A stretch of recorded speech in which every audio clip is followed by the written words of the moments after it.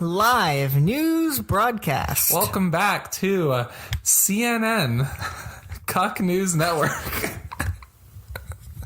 That was funny. It's your hosts, Sam and Abe. And in all reality, welcome to Something Snappy. I'm always a step behind. I'm eternally a step behind. One sec. I think I do want to hold this. Excuse the mic noises. You want to hold the mic. I do. All right. Sam is dying, as I've come to learn. Of meme deficiency syndrome. Okay. MDS is a serious disorder that plagues many in our country. Oh my god. Okay. How do we normally start these things? I'm holding the mic today, which is kind of Why fun. is that? I don't know. It just feels a little more like I'm giving an interview. Also, I've had troubles with getting close enough to my mic so that it picks up the volume. You may not want to be close with all that coughing. Here, I'll do one into it. If anyone gets bronchitis from that cough, I'm sorry. I've got a bad case of the bronchitis. Oh my! All right, why don't we just dive right into that? Yeah. Honestly, okay. I'll preface and then you can lead. Okay. So Abe and I over this past, it's Thursday, March 21st, and over the past weekend we Abe and I attended. Oh my god, this is gonna be hard. Abe and I attended a Mumford & Sons concert held in Charlottesville, Virginia, at John Paul Jones Arena. We brought our tiki torches. You know, I thought we weren't gonna make those jokes, but all right. And it was really fun. I had a great time, and it was only like a couple hours away by car. Yep. We did it in one day. Yep. Late drive back. Yep. Abe bought too much merch. Oh, so much merch. Okay, why don't $310 in merch. Jesus Christ! Hey, weird flex, but okay. You know. Excuse me. All right.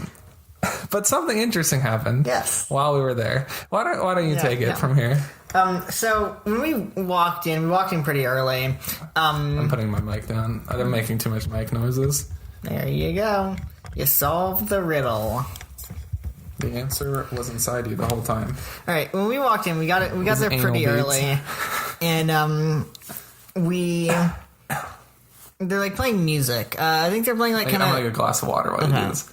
I think they're playing like more classic rock kind of stuff. But just like the music that you lead with. Yeah, kind of more iconic songs from like the early days of rock and roll. Excuse us while Sam perishes in the kitchen. Yeah. Goodbye, everyone. Why don't we keep going? I'm gonna wait. Why? Because it's the water. Oh yeah, I forgot. It can't be within 10 feet of water or it'll evaporate. Alright. I'm like... Anyways. And then...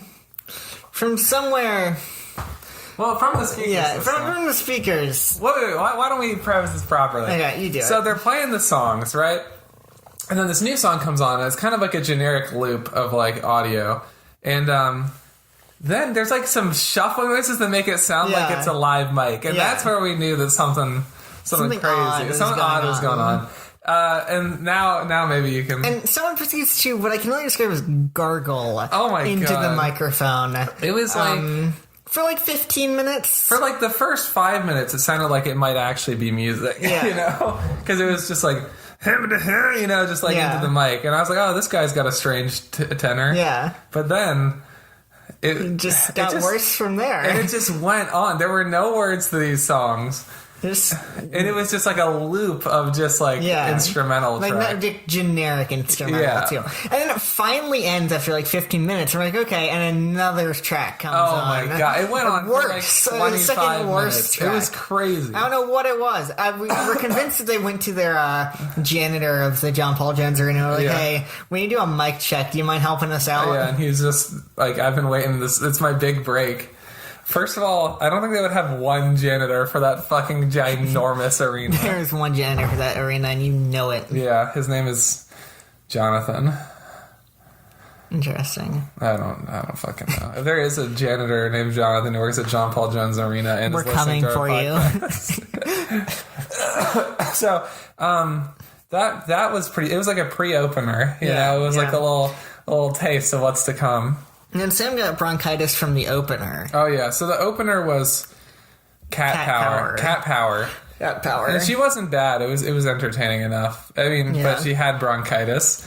She was she made it very clear to us many times. Like at least a couple times she was like, "I'm sorry, I have bronchitis." And she was like double fisting like a microphone. Yeah, that was weird. I can only imagine that like she had one like outputting more stereo left and one stereo right, so she couldn't just take one off without fucking up the sound.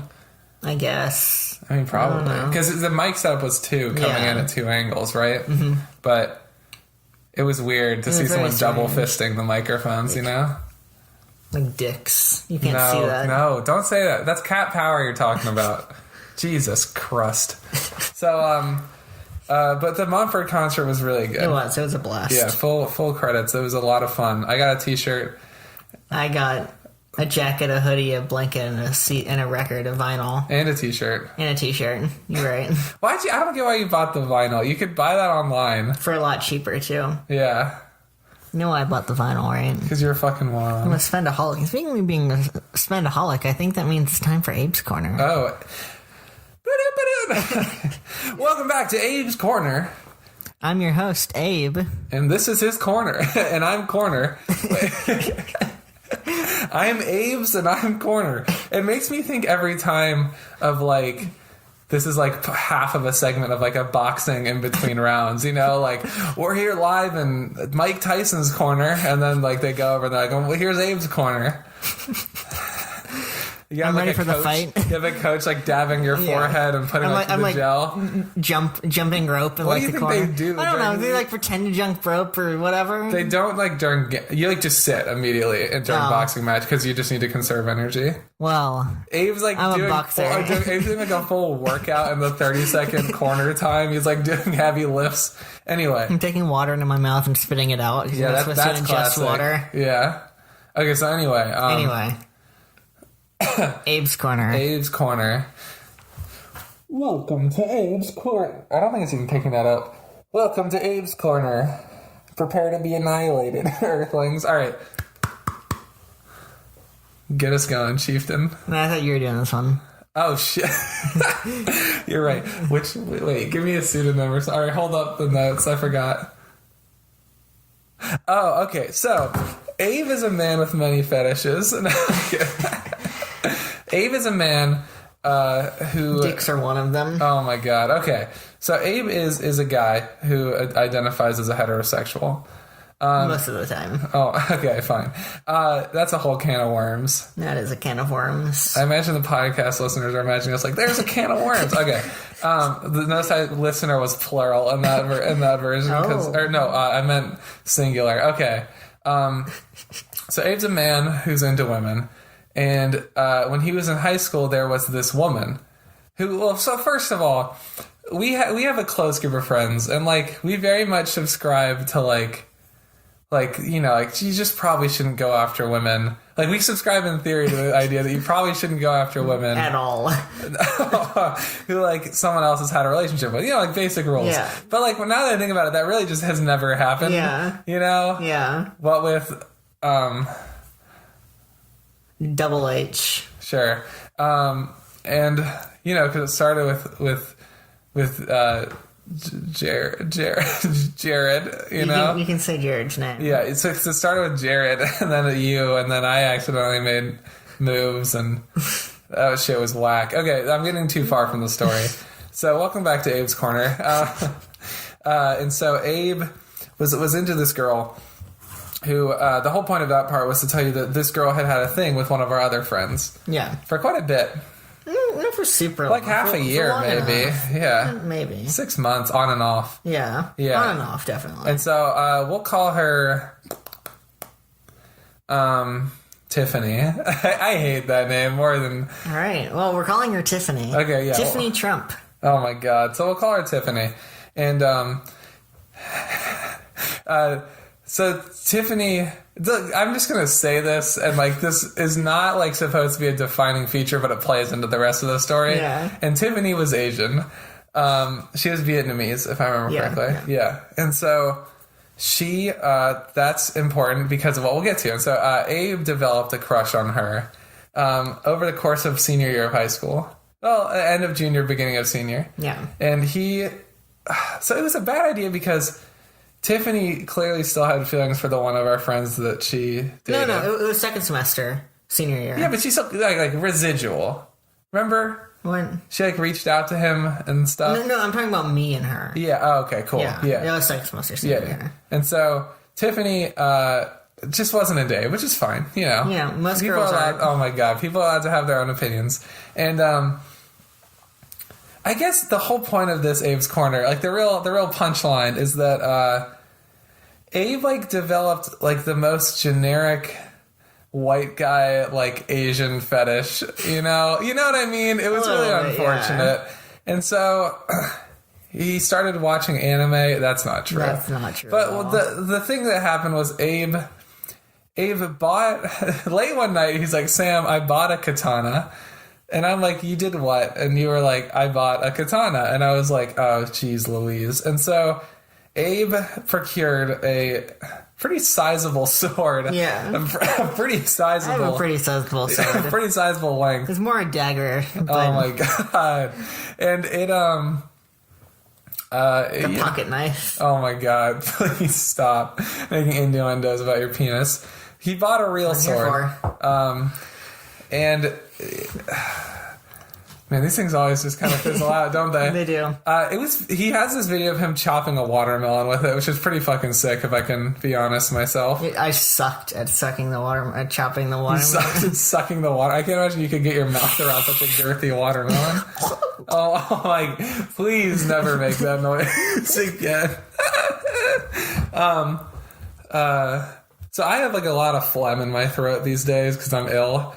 And I just want to say that every fucking morning I like try to clear the phlegm out of my throat in the shower, and it probably sounds like I'm deep throating like the largest penis on earth.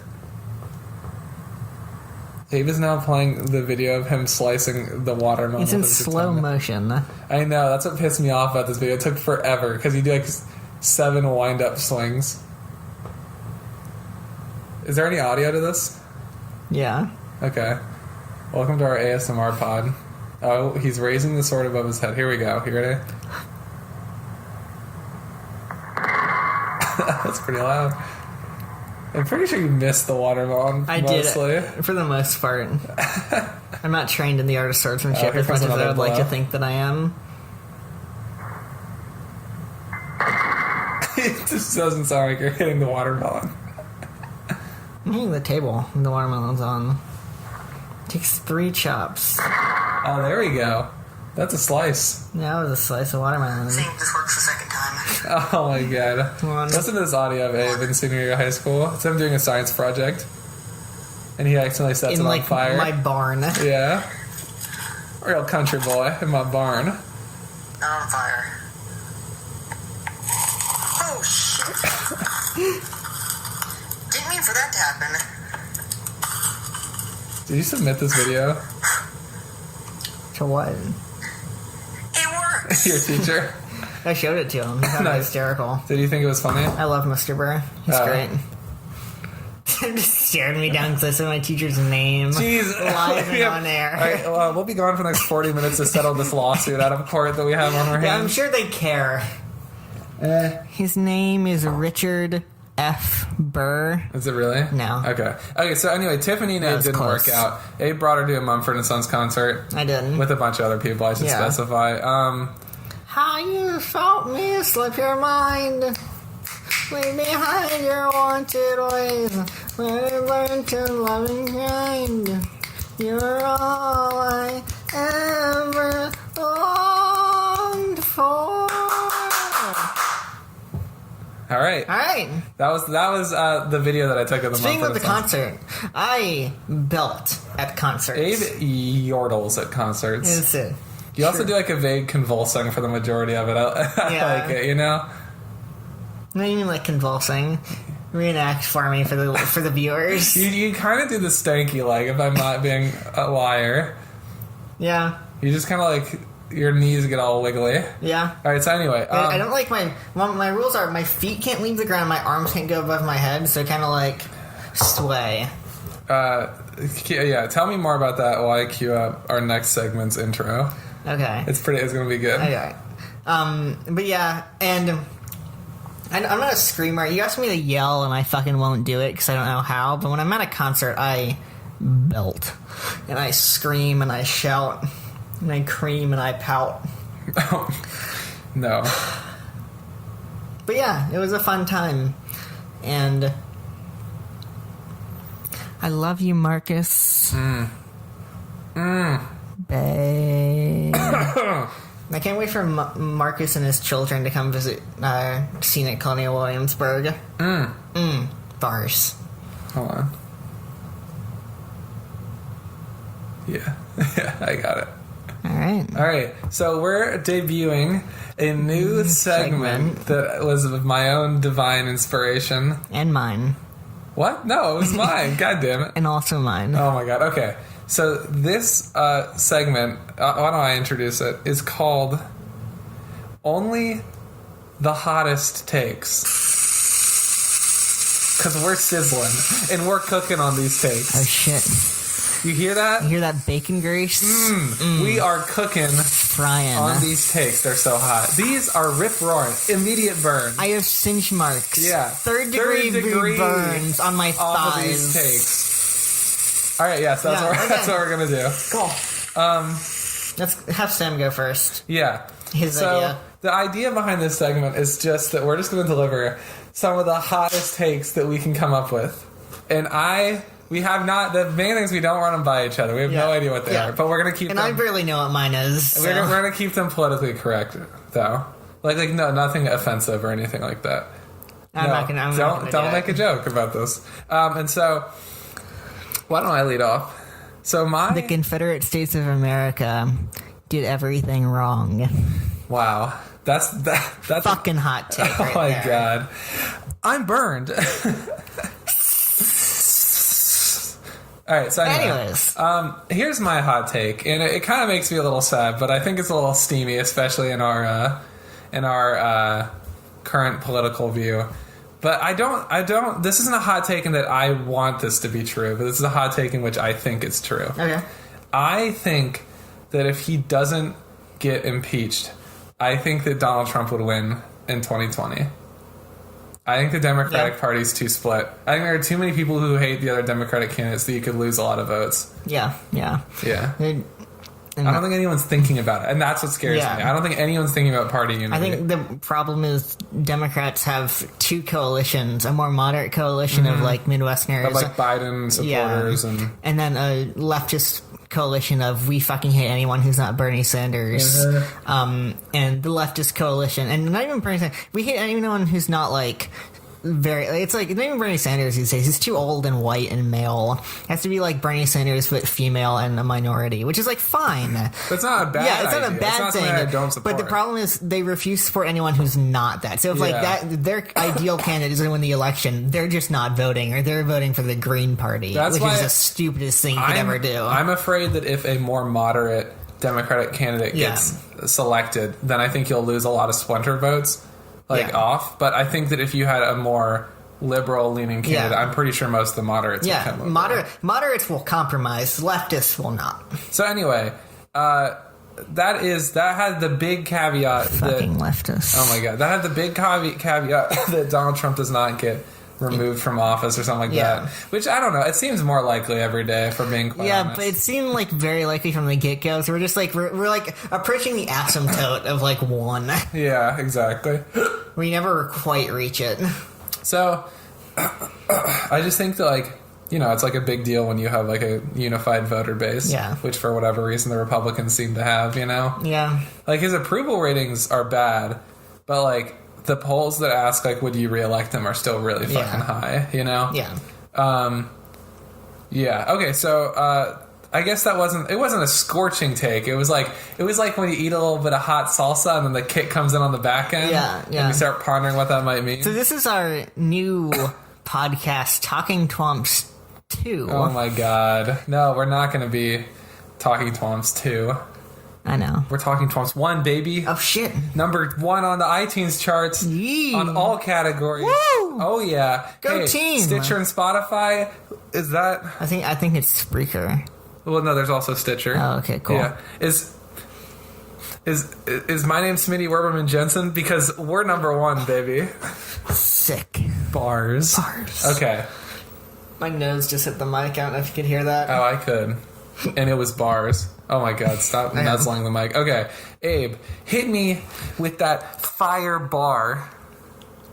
Yo. This is a hot take, more international relations related. Oh, we both went political. Oh. What? I feel like the political was more out of my wheelhouse, honestly. Yeah. All right, go for it. I was trying to go not political, to be honest with you. I have a non-political one to say after this. I have a non-political one, too. Okay, cool. Okay. So, my political international one is that Cuba is the ideal country. Okay, that is scorching. Don't bother backing it up, because that isn't... No, I'm kidding. Please do, because I don't understand at all where you're coming from. They have a wonderfully functional healthcare system. Definitely better than the U.S.'s, and actually better than most of Europe's. They had a lot of funding from the Soviet Union that still does a good deal to help them today, because... what's his name? The Soviet premier just funneled money to Castro in, like, the buttloads. Not Gorbachev, it's the one during Kennedy's time. Khrushchev. And then all their cars are like sick-ass cars from the 1950s and 60s because they haven't had American imports or Western imports for like decades, which means all their cars are sick and they know how to maintain them really well. So all their really old cars, they look really cool, are in really good condition, and that is why Cuba is the best country to live in. That's a hot take. That is a hot take. I'm not sure how true that is, but it's probably a little bit true. Probably everyone in Cuba is like, what the fuck are you talking about? Listen, I'm okay with some political purging. Oh my god. All right, here we go, baby. Gets the job done. Is that a man who operates only from 180 degrees to 360 degrees? Because that's a leftist if I've ever heard one. That was maybe the worst thing I've ever said on this I think podcast. So. All right, moving on. Is that someone who's missing their right turn blinker? Because that's a leftist. What's your non-political hot take? So my non-political hot take was... oh, God, I had like two. My non-political hot take is I think that pork belly 10 times out of 10 is better than bacon. Really? Why is that? That's my hot take. Because it has a more depth of flavor. You can develop this beautiful crust that gives you the crunch you want out of bacon. Okay. And it's more flavorful. And we have a meat expert in the other room if you want to call him in on this one. Fuck that shit. Okay, fine. Hey, Alex. Can you come here for a sec? There we go. I'll give her my mic. This is our resident meat expert. We want your opinion on Sam's hot take. Just speak into the mic. Okay. This is our meat guy. Which do you think is better more often than not? Bacon or pork belly? You know, I don't eat pork belly enough. I think I have to go with bacon, though. God damn it. All right, get out of here. Get the fuck out of here. All right, well, my scorching hot take has been cooled down immediately. All right. You ready for my non-political hot take? Let's hear it. I think Harry Potter is generally just mediocre prose. Wow. That is steamy. I'm going to shake your hand even though I completely disagree. That is a hot take. I think she world builds effectively. It's not bad prose, but like looking at like her use of like every time there's so many adverbs, like he said, like fluidly, and like she does that way too often. And she also uses some interesting terminology, like he ejaculated loudly. Exactly. The adverb. Like that's like not ideal prose, and like it's fine. It works, especially for a kid's book. But I think there's a lot to be improved on in her prose. And also, I like to point out that J.K. Rowling also just tweeted live and on air that Sam and Abe were really Death Eaters all along. Hey. Bars. Okay, let me offer my rebuttal, because you got the meat expert. Okay, so first of all, when was the last time you read Harry Potter? It's been a long fucking time. Okay, I think I'm not going to try to sway you from your hot take. I think you're completely wrong, just because I have been like reading them. And a shout out to Binge Mode, fantastic podcast. And so I've gone through all 7 of the books on their thing. Okay. It's amazing. It's really fantastic writing, and it's like some of like the best writing I've read in my life. Full stop. And like, I just think that she's really, really good at what she does. And, like, it's not a kid's book. I think especially by the time you hit book 3, book 4. Yeah. And so, look, I disagree, but this is all about hot takes. This is all about hot takes, baby. I also remind you, I've not read Harry Potter since, like, 6th grade, so... That's part of the hot take. The fuck do I know? And you don't know anything about Cuba. You're coming with the hot takes, exactly. you know? All right. Now, that was a steamy take. No, those are... What house do you identify with? Lannister. I'm pretty sure I'm a Hufflepuff. Really? No, or Ravenclaw.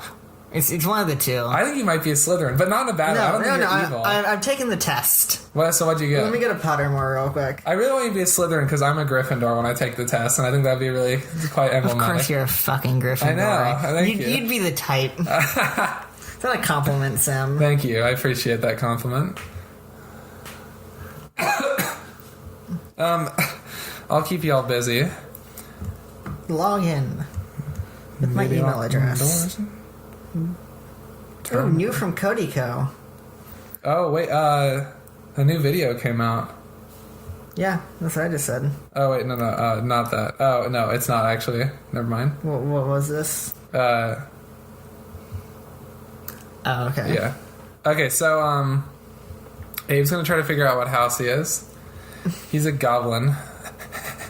House goblin. Yep, I'm a Ravenclaw. Really? Yeah, my Patronus is a calico cat. Wait, how long ago did you take this shit? I took it not too long ago. Okay, cool. I'm a Ravenclaw. My Patronus is a calico cat. My wand is a laurel wood with the dragon heartstring core, 12 3/4 inches, and rigid flexibility. That's about 4 times as large as my dick. Oh my god. My Ilvermorny house, whatever that means. Ilvermorny, yeah. Wait, you're an Ilver... Oh, wait, what? Which one are you in? Wampus. You're a Wampus? I don't know what the fuck that means. Neither do I, but we just are not lining up on anything. Here, one sec. Let me go to my bookmarked I've explored Pottermore. 0 out of 100 locations of Hogwarts. Ayo. And I'm not in the Wizarding Book Club. That's my Pottermore. Join. I do like my Patronus. It's a cat. I love cats. Cats are adorable. Here, I'll give you my quick profile. I'm a Gryffindor. Look how garishly red, or aggressively red that is. Fucking lame. I haven't done the Patronus one, sorry. I just made a new one recently. Not that recently. I'm Thunderbird for Ilvermorny. And then I'm Hogwarts. Thanks. Wow, you came in with... I was like, bring me some steamy takes, and you came in with a fucking sledgehammer. Let me read more about Ravenclaw. Yeah, why don't we make our content her content? I'm going to read it out loud. Oh, cool. No, I need... So March Madness is going on today. March Madness is going on. March Madness started. The first games are actually on right now, actually. Well, I mean, the first four I think I fit Ravenclaw. It says intelligent, wise, sharp-witted individual. I'm at least 2 of those. I think you're batting 0.25 on that one, buddy. No, I'm kidding. Tell your friends you're a wise Ravenclaw. I don't know about wise, but like... I think you have to be older to be wise. That's one of my firm tenets. That's a hot take right there. Yeah, that's one of my hot takes. No, I just think you need to live a little. Did you say you had a second non-political hot take? I did. What is it? Why don't I come in hot with it? Okay. I think a lot of people, if they did listen to this podcast, would take beef. So it's... Yeah, but no one listens to this podcast. I think that the best barbecue comes from the Carolinas. I think you're fucking wrong. Exactly, because this is hot takes right here, baby. This is hot takes. Abe believes in Georgia. Georgia does pork the best. Texas definitely does beef the best. I agree with that. No, they both do pork and beef well. But like Texas I think like Carolina is more makes the best pork. Like if I were doing like an economic analysis. Oh my god! And you got like ones, 2s, and 0s for rankings. Texas would be a 2 on beef and a 1 on pork. Yeah. And Georgia would be a 2 on pork and a 1 on beef. And Carolina would be a 1 on both of them. I have not had outstanding Georgia barbecue before, and I've been to a lot. Wait, I take it back. I think the Brick Pit in Georgia is amazing. If any of our one listeners has ever been there, it's fucking fire. I can remind you that I'm coming from the household of Joe Wintersheet, father of all pork smoking. Wait, why don't I come in with the more steamy hot take? Are you ready? I am ready. The best barbecue in the world. You know where that shit comes from? You're gonna say Mexico. Really? I think it comes from... Where do you think I was going to say? I thought you were going to say Korea. Oh, Korean yeah, barbecue. shit. That too. Well, see, those are- that's a little that's not- different. that's Korean not barbecue. Mexico makes something closer to what we would call barbecue. Korean barbecue, I agree, is not as... I have a very firm definition of barbecue, and I don't think anything that's not... I think Mexico has good approximations of American barbecue. Approximations. Well, no, I think they make legitimate barbecue. Sorry. Okay. All right, anyway, this is about hot takes. This is about steamy takes, all right? Steamy What are you tweets. looking for? I'm looking for my story. Yeah, so Abe's, I don't feel like reading anything today. Abe's going to give us the next installment. Of daisies. Of Pushing Up Daisies. That was like a TV show back in the day. Pushing daisies. I'm just being flooded by this party at my... Yeah. Yeah. That party. Yeah. The Gamify party. Oh my god. Please. But I'm right. You want to hear a hot take? There are too many Gamifys on this campus. Is there everywhere I damn go, it, there's Abe. another Gamify? There's not that many. There really, I think there are. Half the people I know are Gamifys. That's so not true. Alright, where are we? Classes, junior, semester 2, creative writing. That's not what I want. Here's where Abe goes through his files. Let me go back to the desktop. Desktop. It is going to be called Something My Ex-Girlfriend. That is actually the name of the file. Here we go.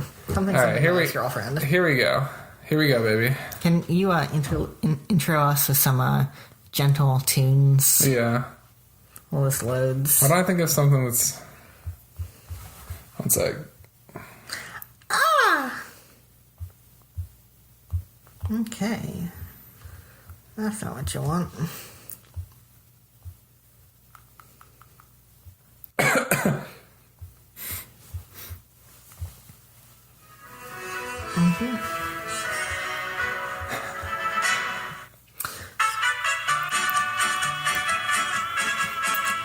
Okay, now we're not gonna set the mood with that shit. Alright, you ready? Yes. So when we last left off, our character had been sucked up by the Nemorios. Okay. Last we checked. Okay. As the first row of teeth began to saw into his nose, the world began to spin, the darkness of the monster's mouth fading to the ethereal blackness of nothing. Start over. As the first row of teeth began to saw into his nose, the world began to spin, the darkness of the monster's mouth fading to the ethereal blackness of nothing. A bright light gleamed through his eyelids, a pleasant aroma of lavender and honey floating into his nose, and a sweltering heat gently singeing his skin. He blinked his eyes open, adjusting to the bright light. As the room came into focus, he found himself lying on a cloud-like mattress, a gold and diamond chandelier hanging above him to a jagged stone ceiling. He sat up on the bed and looked around. He appeared to be in a cave, a somewhat extravagant cave, albeit, but a cave nonetheless. Across from the bed on the far wall, a tall woman in a cream-colored dress with silky golden hair stood over a cauldron, stirring whatever ambrosia concoction was inside. "You're awake," she cooed, her voice flowing through the room like a stream. "Are you the Nemorios?" he asked, finding himself abnormally relaxed for someone who had been kidnapped. The woman sighed, turning away from the cauldron. "Such a horrible name they've given me, the Night Killer. But I guess that's what traveling across dimensions does to a woman." "Oh," he said, not sure what to make of her. "Do you have a name you'd prefer?" "I'm Samantha," she said with a wide smile, ladling a silvery liquid from the cauldron into a wooden bowl. "You don't look like a Samantha," he said, trying to imagine the Nemorios turning into what he could only believe was a goddess. She chuckled, bringing the bowl over to him. "Here, eat this." She handed it over to him. It will keep your soul intact in this dimension." He took the bowl and eagerly slurped down the sweet nectar, a chill running down his spine, followed by a heavenly rush of euphoria. "Why'd you bring me here?" he asked. "My people choose a mate from the outer world on our 100th birthday," she smiled. "I thought you'd be a good fit." He looked down at his scarred hands, blushing. How can someone think he'd be a good fit for a mate? And even other humans wanted him, let alone whatever she was. "Really?" he asked shyly. "Of course, you're the perfect build," she cooed, running her finger down his thigh. He gulped. Something was calling him towards her, something supernatural, but he wasn't sure if he could trust it. He He looked back and found Samantha peering into his eyes, as if trying to read his soul. He turned the gaze, smile creeping onto his lips. He felt an overwhelming sense of yearning course through his body. Suddenly, she shoved him onto his back and mounted atop him. She cocked her head to the side, her hair hanging down onto his face, sprinkling a gentle aroma of cocoa into the air. She ran her hands through his hair and pulled him up into her chest, the smell of cocoa engulfing him as she slowly, rhythmically ground her hips into his. He gulped again, his breathing heavy as he began to reciprocate with his hips. Just as he was beginning to match her pace, she shoved him back into the bed and hopped off of him. In order to begin the ceremony, she said, a grin peeling across her face, I have to get the tricios. She paused for a second, looking at him. I'll be right back, she blurted out, zipping away behind the bed. Okay, cool, he stammered, sitting back up as he heard her footsteps fade away. It was interesting, all of this. Maybe his destiny wasn't in Calailotus, but here in the heavenly world. He certainly didn't miss his job, and it wasn't like he had any family back home. No, something about this place seemed right. If this wasn't where he was meant to be, if this was where he was meant to be, he might as well get to know the place better. He hopped off the bed, part of him still surprised to be allowed to freely roam the cave. He looked around. Behind the bed, a doorway led off into a faintly lit corridor to God knows where. Paintings of daisies are mounted all around the cave walls, dozens, maybe even hundreds of them. He walked over to one of the paintings. This one had hints of red speckled on its leaves. The daisy itself was planted in what appeared to be a lion's mouth, sitting in the middle of a white room. In the bottom of the corner of the painting, a small note was scrawled in red paint. Isaac, fourth son of Iliad, 50th cycle. He went over to the painting to the right. The daisy was pushing out of rolling sand dunes under moonlight. Again, a note was scrawled on the bottom. Erastus, second moon of Othiad, 51st cycle. Huh, he muttered. Samantha did say she was a century old, so she probably had plenty of time to meet people. He went to each painting in that row, each of a daisy, each of the man's name and a date in the corner, each counting up a cycle. There were 20 in this row alone. There were at least another 10 rows. An inkling of concern crept into his stomach, but he swallowed it down as he began to meander around the room again. Surely, time worked differently in this dimension. He made his way back over to the bed, starting to sit down when he noticed the bowl tossed at the foot of the mattress. Immediately, he was overcome with an insatiable craving for that silvery nectar. Maybe his soul needed more of it to stay connected to this world, like she had said. He shrugged and picked up the bowl, walking over to the cauldron. He took the ladle and spooned in the silvery liquid, his attention once again captured by the daisies around the room. He began to head back to the bed, but stopped when he looked down at the bowl. A white mass floated in the middle of the nectar. He fished it out. It was about the size of the tip of his thumb. He checked to the side and began walking again. As he sat down, he brought the bowl up to his lips, the light hitting the silvery soup, turning it a deep, almost reddish brown. The soup burned as it met his lips. He threw the bowl away from his mouth, spattering as the soup splashed to the floor, once again silver in color. He grumbled, the craving beginning to consume his mind. Maybe he had just gotten a bad batch. It probably needed to be stirred more. He walked over and picked up the bowl. This time, as he grabbed the ladle, he looked down to make sure it was stirred correctly. Instead of the silvery nectar, he found the same reddish-brown liquid. Chunks of white floating around in the stew. He grimaced,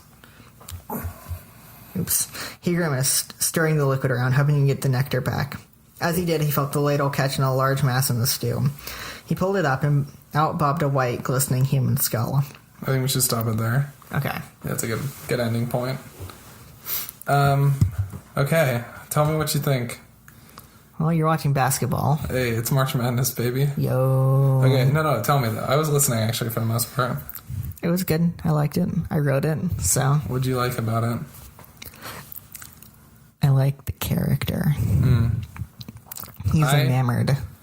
I still stand by I think it's too sexual to fit the mold.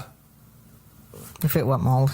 Well, just like, I think the literary tradition that you're evoking, whether you mean to or not, doesn't line up with the tone that you're trying to set in terms of, like, the maiden and, like, the sexual. I just think it's a little awkward. Hold on. Someone else agreed with me. I can tell you who after. Because I discussed it with that person. Oh, did they read the story? Yeah. Okay. Do you see what I said? Yeah. Okay, cool. Yeah. Sorry, let me turn off basketball. Let's just hope we get the first upset in this first game. But no, I like it. I don't think it's bad. Yeah. Okay. Well, I mean, generally, I'm going for kind of a motherly figure, but also like a seductress. Yeah, I get that. Like a I think like a dominatrix. Sometimes. Like a dominatrix. Yeah. Which is a thing that exists. That's true. Anyway, okay. Here's the part of the podcast where I do the math to figure out how long we've been going. Ooh. Exciting. All right, hold on, everyone. So you carry the one.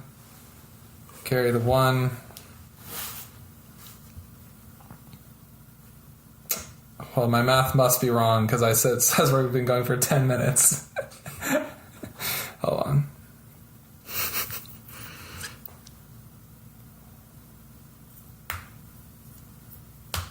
Here we go. Okay. We're coming to a natural resting place. What are we at? Like 40, 45 minutes. Maybe. Okay, yeah.